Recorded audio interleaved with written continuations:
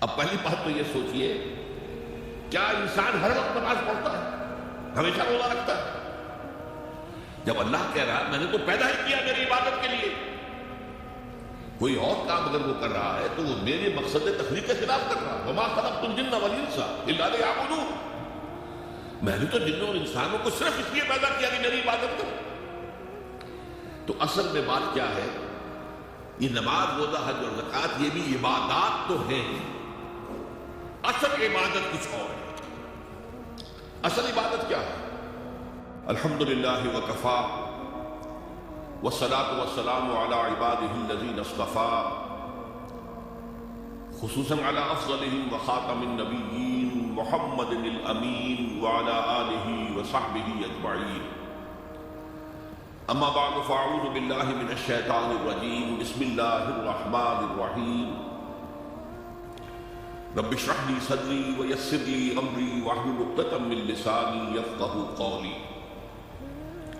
اللہم ربنا الہمنا رشدنا واعذنا من شرور انفسنا، اللہم ارنا الحق حقا وارزقنا اتباعہ وارنا الباطل باطلا وارزقنا اجتنابہ، اللہم وفقنا لما تحب وترضى، آمین یا رب العالمین۔ معزز حاضرین اور محترم خواتین، السلام علیکم ورحمۃ اللہ وبرکاتہ۔ آپ کے علم میں ہے کہ میرا آج کی گفتگو کا عنوان ہے کلمہ طیبہ،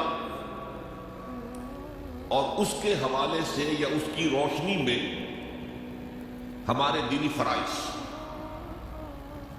بچپن میں مجھے امید ہے کہ بہت سے لوگ خوش نصیب ایسے ہوں گے اس مجمع میں جن کی تعلیم کا آغاز قاعدہ یسر القرآن سے ہوا ہو یا نورانی قاعدے سے ہوا ہو، اور پھر اس کے بعد حضرت مولانا مفتی کفایت اللہ رحمۃ اللہ علیہ کے کتابچے تعلیم الاسلام جو ہے انہیں پڑھائے گئے ہیں۔ ظاہر بات ہے کہ آج کل وہ رواج ختم ہو چکا ہے، آج کا ہمارا دور مادہ پرستی کا ہے۔ ہماری تعلیم میں بھی آپ کو معلوم ہے کہ کنڈر گارڈن جو ہے اس سے بات شروع ہوتی ہے، اور ممی اور پاپا یہ الفاظ جو ہیں بچوں کو سکھائے جاتے ہیں، اللہ اور اس کے رسول کا نام عام طور پر نہیں پڑھایا جا رہا۔ لیکن یاد ہوگا آپ کو کہ اس سلسلے میں سب سے پہلے ایمان مفصل، ایمان مجمل یاد کرائے جاتے تھے، ایمان کیا کیا ہے، پھر 6 کلمے پڑھائے جاتے تھے۔ یہ 6 کلمے یوں سمجھیے کہ اسلام کی تعلیمات کا لب لباب اور خلاصہ۔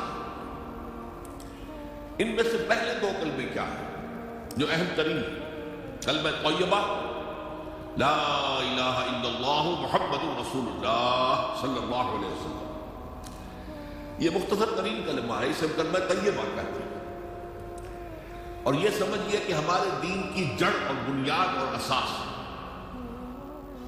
دوسرا کلمہ اسی میں لفظ شہادت کا اضافہ ہو کر اشہد ان لا الہ الا اللہ واشہد ان محمد رسول اللہ صلی اللہ علیہ وسلم۔ یہ کلمہ شہادت جو ہے یہ اسلام میں داخلے کا شاہ درا ہے۔ شاہ درا، در کہتے ہیں دروازے کو، شاہ درا بہت بڑا دروازہ۔ جو لوگ دلی سے واقف ہیں انہیں یاد ہوگا، معلوم ہوگا کہ دلی جو ہے وہ جمنا ندی یا جمنا دریا کے مغرب میں واقع ہے، اور مشرق سے جو بھی آتا ہے یو پی سے، اس کو پہلے ایک قصبے سے گزرنا پڑتا ہے، جس کے بعد پل آتا ہے جمنا کا، اور اس قصبے کا نام ہے شاہ درا آتا ہے۔ اسی طرح کا شاہ درا ایک لاہور میں ہے۔ لاہور جو ہے وہ راوی کے جنوب مشرقی کنارے پر ہے، آباد ہے شہر۔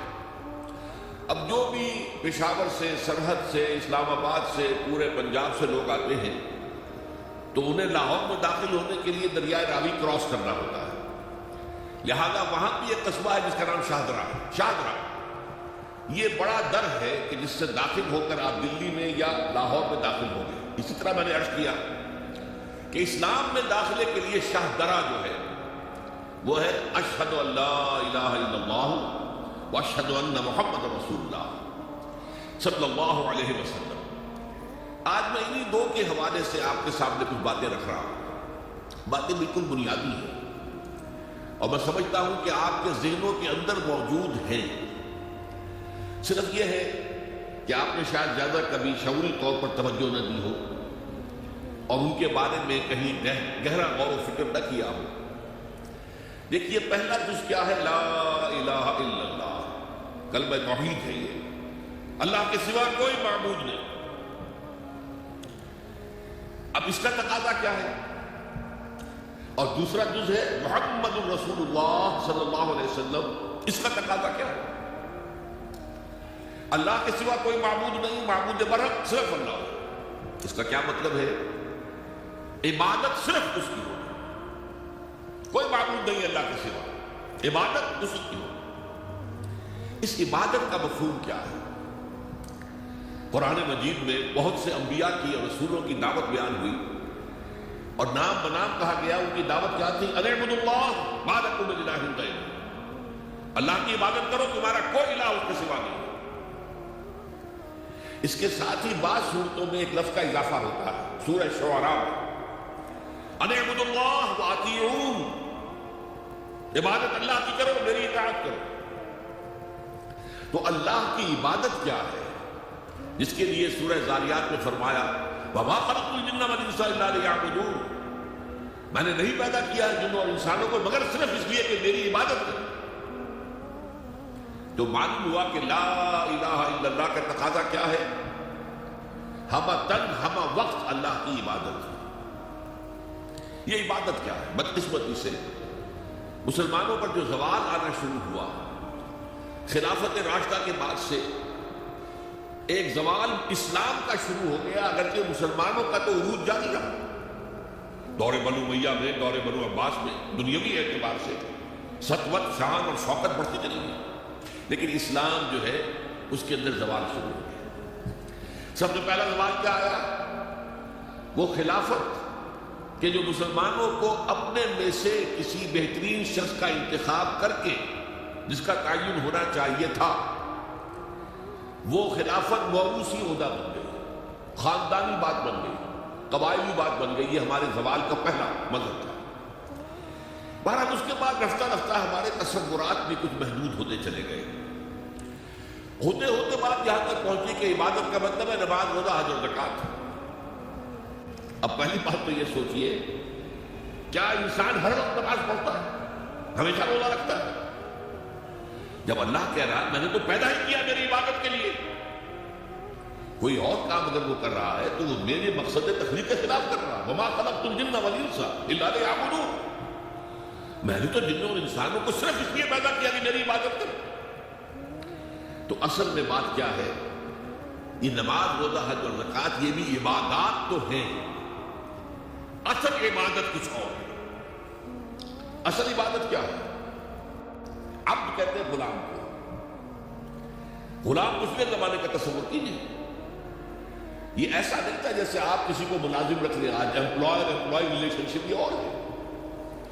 آپ نے کسی کو ملازم رکھا ہے، فرض کیجیے دہاڑی پر رکھا ہے، وہ 8 گھنٹے کام کرے گا، پھر چھٹی کرے گا، اس کے بعد وہ آپ کا کوئی تابع نہیں ہے، آپ کا غلام نہیں ہے، بلکہ آپ کا بھی ایک ہی ووٹ ہوگا، جب الیکشن ہوگا اس کا بھی ایک ہی ووٹ ہوگا۔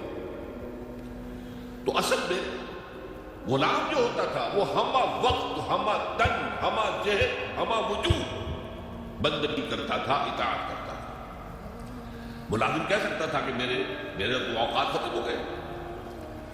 آپ نے کسی کو رکھا خانسامہ کی حیثیت سے، اور فرض کیجئے ابھی فلش سسٹم نہیں آیا تھا تو بیت الخلاء جو ہے آپ جس طرح کے ہوتے تھے سب کو یاد ہے، کسی دن بھنگر نہیں آئی، آپ کہیں اس سے خانسامہ سے کدھر جاؤ بیت الخلاء صاف کراؤ، وہ صاف کہہ کے صاحب میں آپ کا میں تو خانسامہ ہوں، میں آپ کو کھانا پکا کر دینے کا پابند ہوں، میں یہ آپ کا بیت الخلاء صاف کرنے کا تو پابند نہیں، کہے گا کہ نہیں کہے گا؟ لیکن غلام نہیں کہہ سکتا۔ غلام تو ملکیت ہے، وہ 24 گھنٹے کا مطیع ہے، جو کام کہا جائے کرنے پر مجبور ہے، انکار نہیں کر سکتا۔ اور آپ کو معلوم ایک اور بات ہونی چاہیے کہ غلام تو خود مملوک ہوتا ہے، اس کی ملکیت کوئی نہیں ہوتی۔ آقا نے کوئی اگر کوٹڑی دے دی ہے کہ تم رات کو اس میں سو جایا کرو تو کیا وہ اس کوٹڑی کا مالک ہو گئی؟ آقا نے کوئی چارپائی دے دی ہے اس پر سویا کرو تو کیا چارپائی کا مالک ہو گئے؟ خود مملوک ہے۔ اور پچھلے زمانے میں غلاموں کا معاملہ کیا تھا؟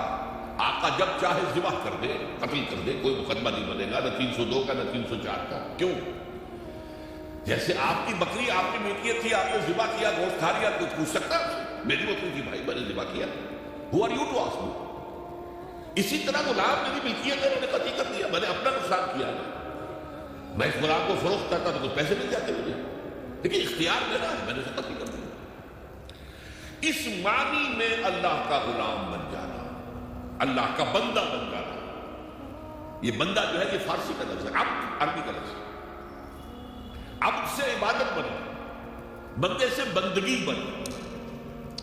چنانچہ شیخ سعدی کا شعر ہے مشہور، جو مسجدوں میں پہلے لکھا جایا کرتا تھا۔ آج کل تو ہمارا نئی قسم کی مسجدوں کے ڈیزائن بنتے ہیں۔ پچھلے زمانے میں کیا ہوتا تھا؟ اس در کے اوپر چوکٹا بنا ہوا ہے، روز محشر کے جان گداز بوت اولی پرسش نماز بوت۔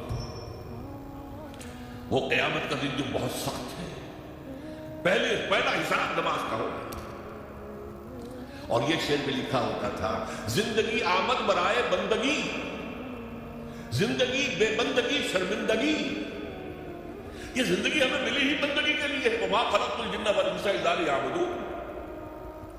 تو اگر ہم بندگی نہیں کرتے اللہ کی تو شرمندگی ہی شرمندگی ہے، گویا کہ ہم اپنے مقصد تخلیق کو تو پورا نہیں کر رہے۔ آپ نے قلم بنایا تھا لکھنے کے لیے، لکھتا نہیں ہے تو اٹھا کے پھینک دیں گے، آپ اس کو کوڑے میں ڈالیں گے۔ لہذا انسان کی تخلیق اور جنوں کی تخلیق بندگی کے لیے، زندگی آمد برائے بندگی، زندگی بے بندگی شرمندگی۔ یہ ہما وقت، ہما تن، ہما وجوہ، ہما جہد اللہ کی بات، یہ ہے عبادت۔ اس عبادت کے لیے عبادات ہمیں دی گئی ہے۔